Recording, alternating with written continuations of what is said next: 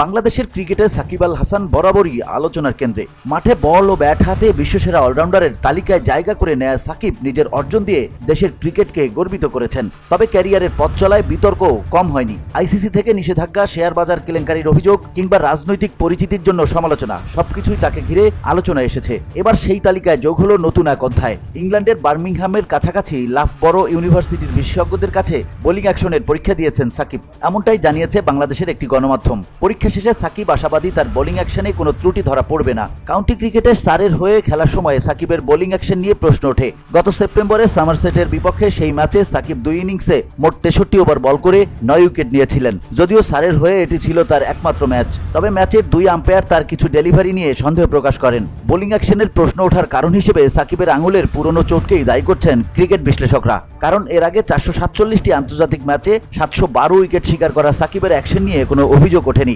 England and Wales cricket বোর্ডের নিয়ম অনুযায়ী সাকিবকে তাদের অনুমোদিত লাফবরো ইউনিভার্সিটিতে বোলিং অ্যাকশনের পরীক্ষা দিতে হয়েছে। পরীক্ষায় তিনি প্রথমে 3 ওভার জোরে বল করেন, এরপর গতি কমিয়ে আরও 1 ওভার বোলিং করেন। পরীক্ষার ফল আসতে 1 সপ্তাহ সময় লাগবে। ফলাফল ভালো হলে ইসিবির ম্যাচে খেলার ক্ষেত্রে আর কোনো বাধা থাকবে না। পরীক্ষার পর সাকিব যুক্তরাষ্ট্রে যাওয়ার জন্য ইংল্যান্ড ত্যাগ করেছেন। VOD Bangla news desk.